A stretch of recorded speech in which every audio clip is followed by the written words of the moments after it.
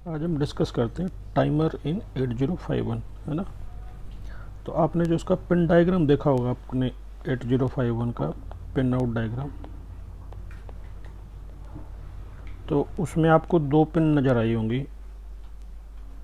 Pin number T0 और T1। तो ये बेसिकली किसके लिए हैं? ये टाइमर की पिन्स हैं, दोनों टाइमर पिन्स है ना।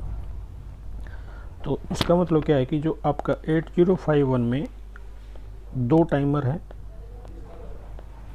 ठीक है, नाम है T1 और T0 T1, दो टाइमर हैं, 16 बिट का टाइमर है, दोनों 16 बिट के, और दोनों टाइमर इंडिपेंडेंट भी हैं, इंडिपेंडेंट, ठीक है। और एक है अप काउंटर है। ये दोनों जो टाइमर है वो क्या है? Up counter. अप काउंटर का मतलब क्या है कि 0 से काउंट करना शुरू करेंगे तो 1 2 3 4, ये अप काउंटिंग है ना। एक आपने कभी सुना होगा डाउन काउंटर, है ना। तो डाउन काउंटर क्या करता है कि जैसे अगर आपको 6 से शुरू करो तो 5 4 3 2 1, तो ये तो डाउन काउंटर है जो उसकी काउंटिंग शुरू होती है। और ये आपका अप काउंटर 0 शुरू करेगा 1 2 3 4 5, है ना। चाहे कहीं से शुरू करो आप, चाहे 6 से शुरू करो तो वो काउंट करेगा 7 8 9 10, ऐसे इंक्रीज करता रहेगा, ठीक है। अप काउंटर मतलब इंक्रीज होता रहेगा, डाउन काउंटर मतलब डिक्रीज होता रहेगा काउंट से, ठीक है। तो आपके 8051 में दो टाइमर हैं, है ना, और दोनों टाइमर 16 बिट के हैं, इंडिपेंडेंट है, काम कर सकते हैं अलग अलग, और काउंटिंग क्या होगी? अप काउंटर है दोनों, ठीक है, याद रहेगा। तो जो ये काउंटर है T0, ठीक है,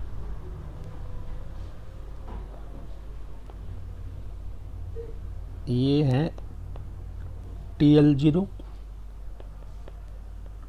TH0। इसका मतलब टाइमर लोअर बाइट और timer higher bite,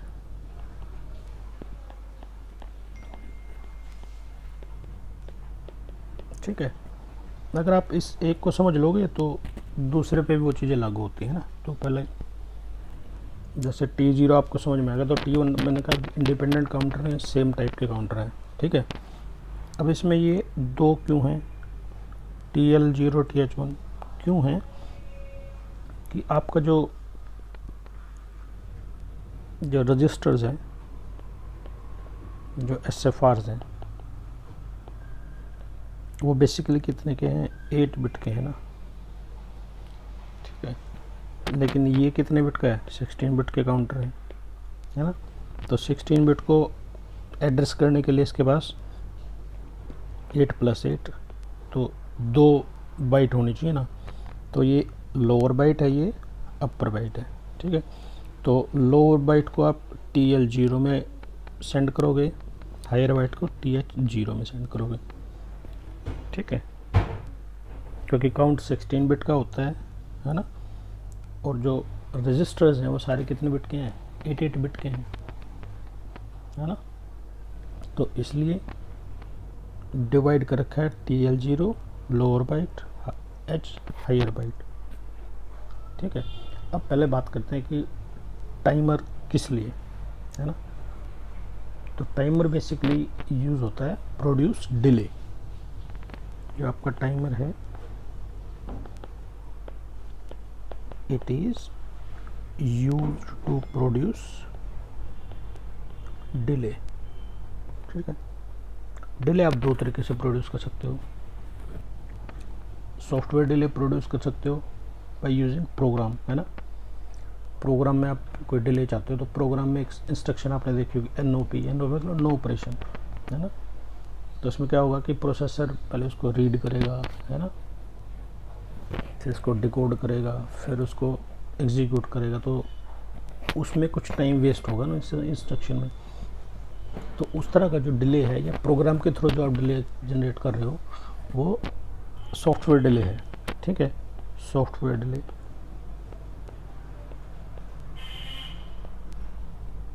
using programme, है ना। और हार्डवेयर डिले क्या है, चलो पहले सॉफ्टवेयर डिले समझ में आ गया। अब सॉफ्टवेयर डिले में प्रोग्रामर डिले तो लिख देता है, लेकिन अब उसका डिसएडवांटेज क्या है कि उस डिले को एग्जीक्यूट करने के लिए आपका प्रोसेसर बिजी रहेगा, तो प्रोसेसर कोई दूसरा काम नहीं कर सकता है, ठीक है। एक छोटा सा डिले है, उस काम के लिए आपको प्रोसेसर को इन्वॉल्व करना पड़ेगा, लेकिन प्रोसेसर को दूसरे काम भी तो कर सकता है ना उस टाइम पे। तो उस चीज़ को अवॉइड करने के लिए प्रोसेसर बिजी ना रहे और डिले भी रहे, तो टाइमर का यूज़ किया गया है 8051 में, है ना।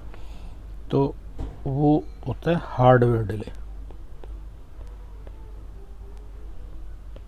तो हार्डवेयर डिले में क्या है कि वो जो जितना भी काउंटिंग का काम है, डिले का जो काम है, वो आपकी टाइमर सेक्शन 8051 का वो करता रहेगा, ठीक है। जब डिले पूरा हो जाएगा, तो वो आपका प्रोसेसर को खबर करेगा कि डिले कंप्लीट हो गया है, ठीक है कि नहीं है।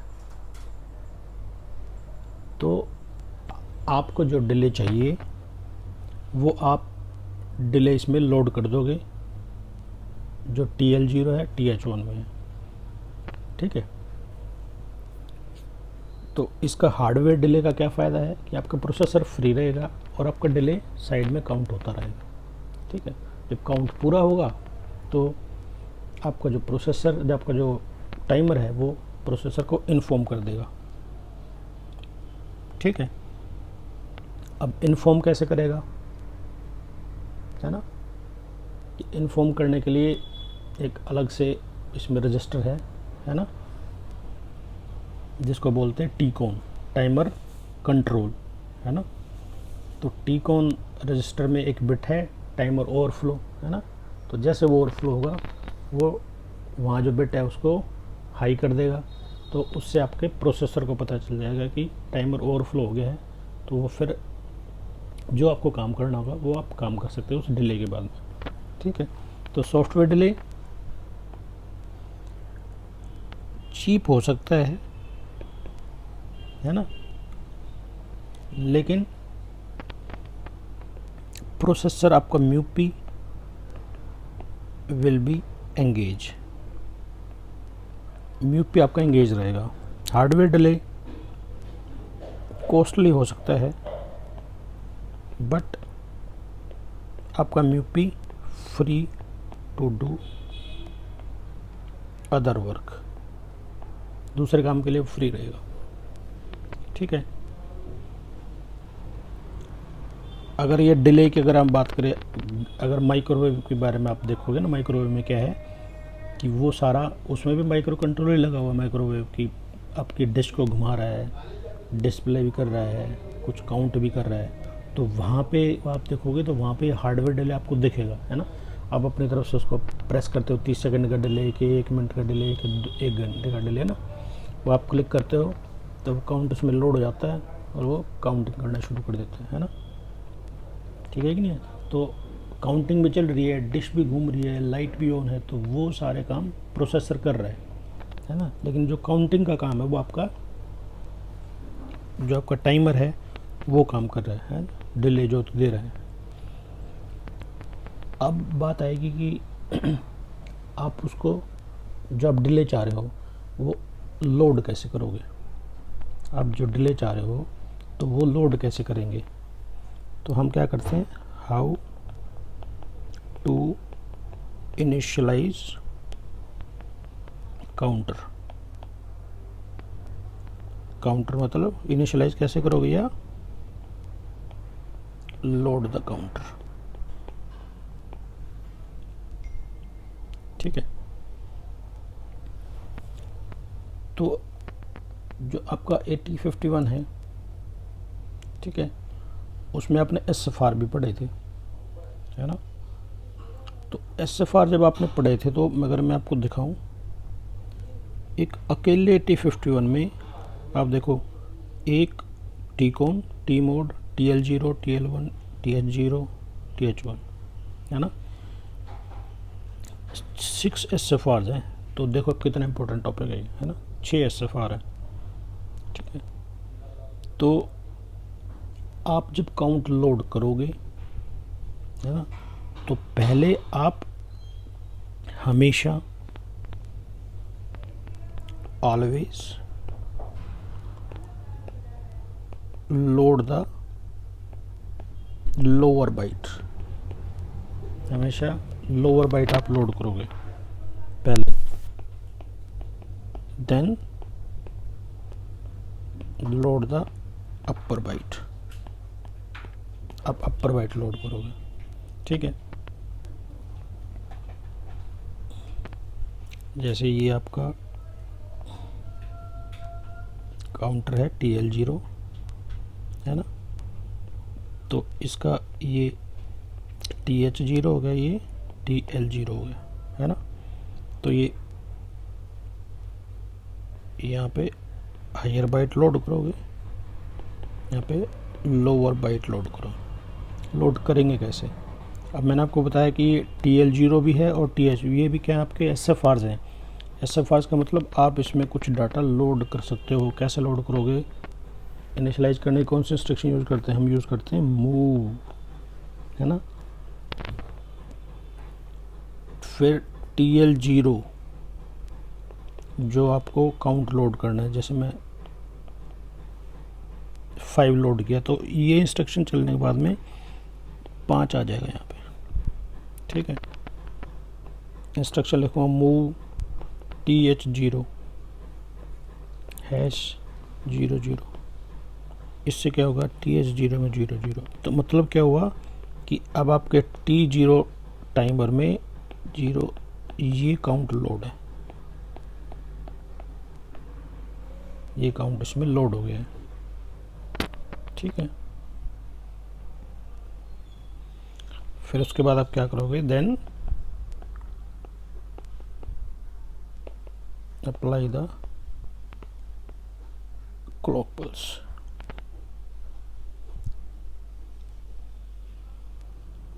ठीक है। वो मैंने आपको बता दिया कि आपका जो लोड करने के लिए आपको 2 SFRs की ज़रूरत रहती है, TL0 की, TH0 की, है ना। क्लॉक किस लिए यूज़ करते हैं? Used to trigger the counter, counter को ट्रिगर करने के लिए आप क्लॉक यूज़ करते हो, ठीक है। अब इसमें एक मैं वर्ड यूज़ कर रहा हूँ, ओवरफ्लो। ओवरफ्लो का मतलब क्या है कि counter reaches to its max count and then reset itself. इसका मतलब क्या है कि आपका 16 बिट का काउंटर है, ठीक है। 16 बिट, तो मैक्सिमम काउंट क्या हो सकता है? F F F और F, है ना। 8 बिट ये हो गए, 8 बिट ये हो गए। तो ये काउंटर क्या करेगा? जब आप काउंट करोगे तो मैक्सिमम यहाँ तक जाएगा, उसके बाद क्या करेगा? 00 पे चला जाएगा लास्ट में, ठीक है। ये जो कंडीशन है जब FF से 00 जाता है, इसको बोलते हैं ओवरफ्लो, ठीक है। क्या है? ओवरफ्लो। तो जब ये ओवरफ्लो हो जाएगा तो आपका टीकॉन, उसके बारे में जब बात करेंगे, टीकॉन मतलब टाइमर कंट्रोल रजिस्टर है, तो उसमें जो ओवरफ्लो फ्लैग है, overflow flag will be set, वो हाई हो जाएगा, ठीक है। अब आप देखो कि आप काउंटर में काउंट लोड कैसे करोगे, ठीक है कि नहीं?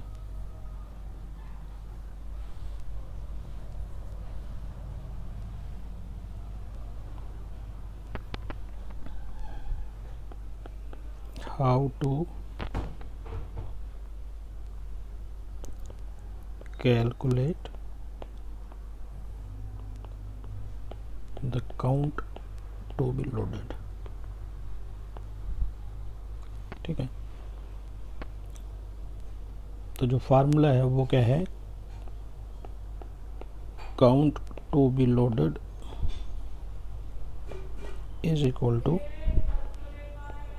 Max count minus desired count जितना आपको चाहिए प्लस 1। ठीक है, सपोज लेट वी वांटेड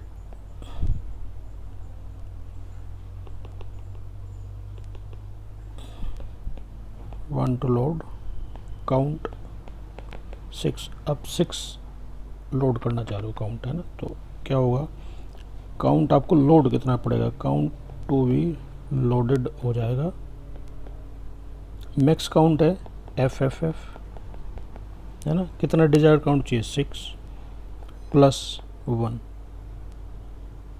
ठीक है, तो ये होगा कितना, एफ एफ एफ एफ। ठीक है, इसमें आप क्या करो, -6 करो आप इसमें से, अगर -6 करोगे तो f कितना होता है 15, 15 माइनस 6 9 है ना, 16 में से 6 करोगे, सॉरी f क्या होता है 15, f इक्वल टू 15 है ना, 15 माइनस 6 तो हो गया 9 हो गया, बाकी f f और f और प्लस 1 और करोगे तो क्या हो जाएगा, f f f और ये a, क्योंकि f f f 9 में 1 जोड़ोगे तो ये क्या हो जाएगा, 9 और 1 10 हो जाएगा ना, तो 10 का a आ गया। तो अब 6 का डिले फाइंड करने के लिए आपको ये काउंट लोड करना पड़ेगा, एफ एफ एफ है ना। क्या होगा कि ये आपने लोड कर दिया, TL0 में आपने लोड किया एफ ए, TH0 में आपने लोड किया एफ एफ। ठीक है, और आपने क्लॉक पल्स अप्लाई की, तो क्या होगा, A से B, C, D, E, F है ना, और उसके बाद 0 0 है ना, 6 का काउंट हो गया ना। मतलब क्या हुआ कि A से A लोड किया था आपने, तो A से B हुआ, C हुआ, D हुआ, E हुआ, F हुआ। ठीक है, और F से फिर क्या होगा 0 0, तो 1 2 3 4 5 और ये 6। ठीक है, तो 6 क्लॉक पर रीसेट हो जाएगा, मतलब ओवरफ्लो हो जाएगा। ठीक है, तो ओवरफ्लो से क्या होगा,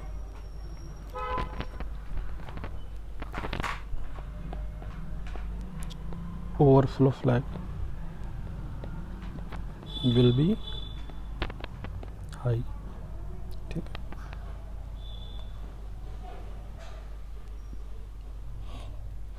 जब ओवरफ्लो हाई होगा तो वो क्या करेगा, वो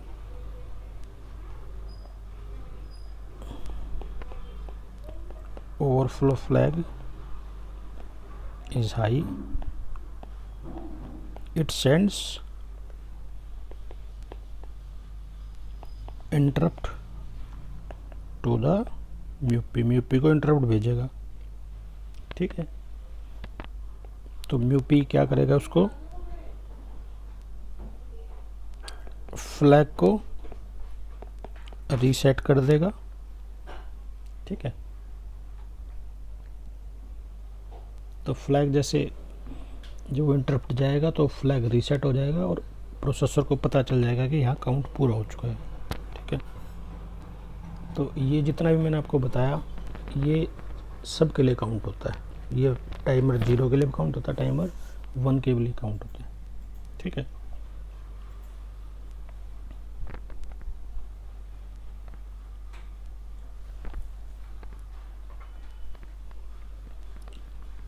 अब बात करते हैं जो इसमें रजिस्टर्स हैं।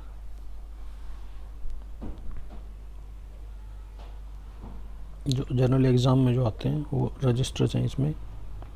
टी कॉन, ठीक है, और टी मोड। तो टी कॉन की अगर मैं बात करूं तो उसकी स्ट्रक्चर कुछ इस तरह से है। Full format timer, control, SFR से बेसिकली है, ठीक है।